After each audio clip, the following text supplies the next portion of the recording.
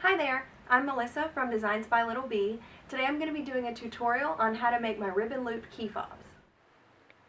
So if you're going to use your software to upload the key fob and a letter or maybe a small field design, go ahead and do that. You'll see it here in my Embroidery software. And then save it to your flash drive, and let's head over to the machine. Okay, I'm going to run through this pretty quickly because my battery is dying and I don't know where my other camera battery is. So here are the materials you're going to need for your key fob. You're going to need approximately 3-inch length of ribbon. I like a good thick quality ribbon, like a gross grain is really nice.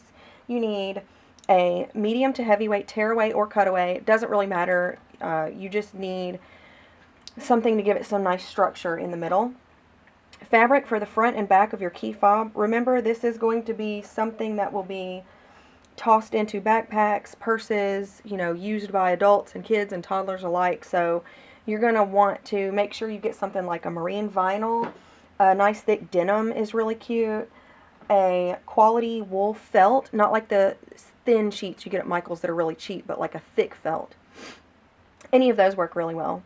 You need your obvious things like needle, thread, all that stuff. I'm trying to think. And a little silver key ring. I got this whole bag of key rings at Walmart. It was like $2, and there's like 25 or 30 in there of assorted sizes. So they're easy to find. You can get them at any craft store or even Walmart, Target, places like that have them. So I'm going to go ahead and run the first stitch. Once you know how to make this one, once you watch this tutorial, you can really make any of my key fobs that use ribbon. This is kind of a catch-all. I'm doing this one as the circle fob, but once you do this one, you're good to go. So let's run the first stitch. The first step is just a placement stitch for your ribbon. Run that really quick.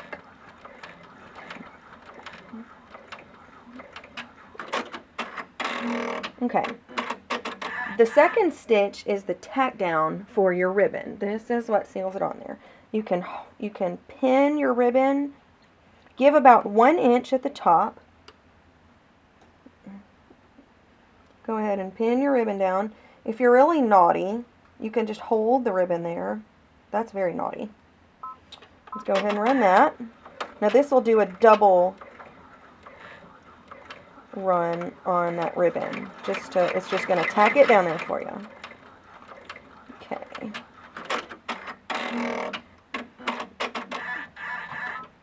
Okay, next is going to be the placement stitch for your key fob. I think I do these on all my key fobs, but really, when it's this small, heck, usually I just throw that sucker on there. You're welcome to do the placement stitch, but when they're really small, I just find you can just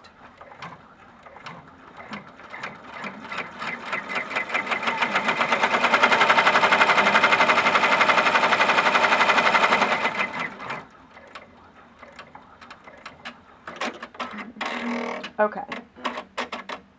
Now I'm going to take this out. I'm going to cut a little bit of this ribbon off, just so it's not so far on the bottom. Now I'll close that. Okay. So you got your placement of where your key fob is going to go. So now you stick your fabric under there. You can pin it. They're so small. I know people say it's naughty to hold the fabric, but seriously, it's like 2 inches. So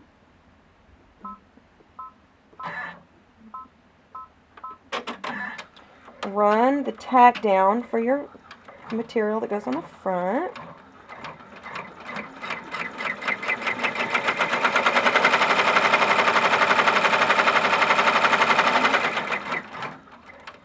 Okay.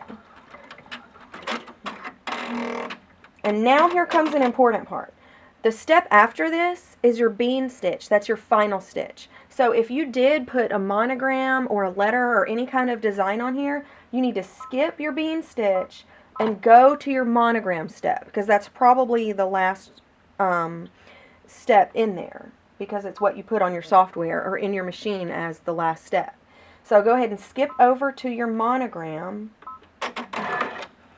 and stitch that sucker out.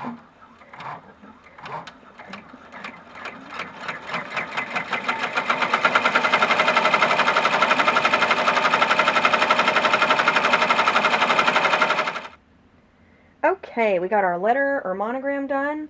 Now we're up to the last step. That's the bean stitch around the edge. You're going to need fabric.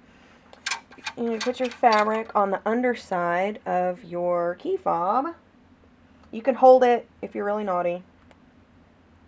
I'm going to pin mine because I'm not too naughty. Pin it, clip it, just make sure it stays on there. And then you go back to your bean stitch.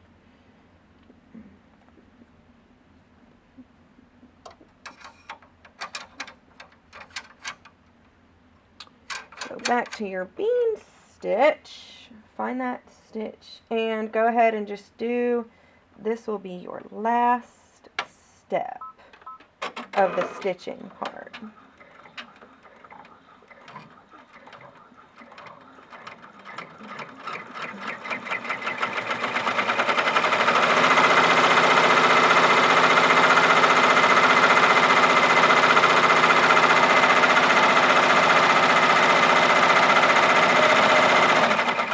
Okay, so that one didn't have a bean stitch. It had a double stitch. Sorry. Most of them have a bean stitch. Okay, so now we've come to the final step of your project. See, it tried to go do that letter again. Cut that sucker off of your machine or take your hoop out. And you're going to cut around the edge of your project. Now look, people. Be very careful about the ribbon. See your ribbon sticking out right there? Let me see if I can focus. Aw, come on.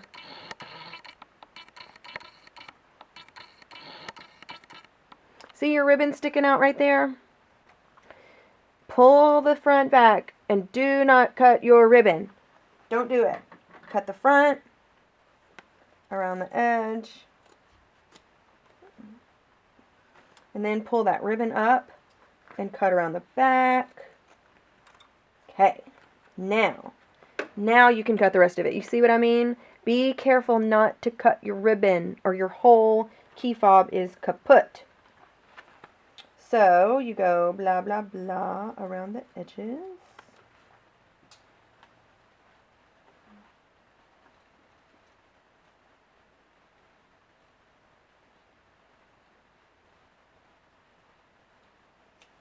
You grab one of your key rings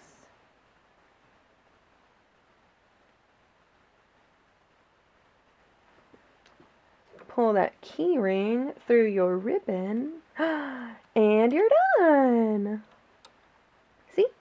And it's basically the same principle with all of my key fobs. They just have different steps, different designs.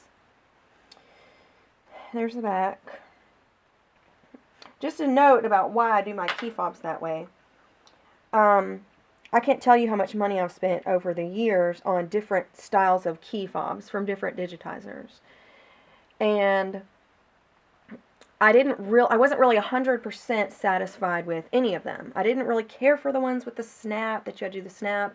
I didn't really care for the ones that stitched out and then you had to thread it through the key ring and then glue it. Or some people were saying they hand sewed the stitches around the edges to stitch them together.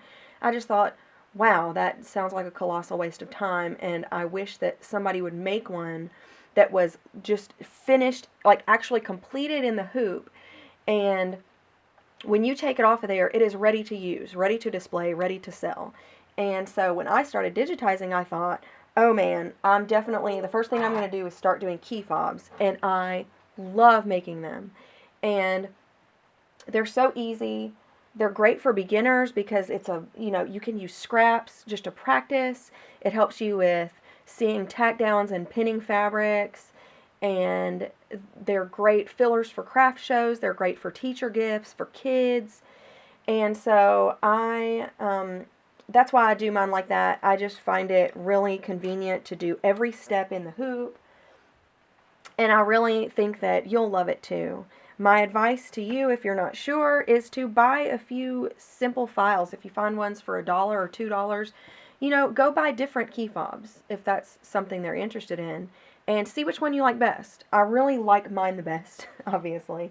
So, and I hope you will too. I think that once you've tried different ones, you'll agree that this is just the most convenient, the most versatile, and you can buy my plain designs like the circle or the square. You can put whatever you want on a key fob. You can get small crosses, little logos or symbols, letters, and that's why I do mine that way. And I love them, and I hope you do too. And I hope this tutorial has made sense, and I hope that you have a great time stitching out my key fobs. Thanks! See you next time!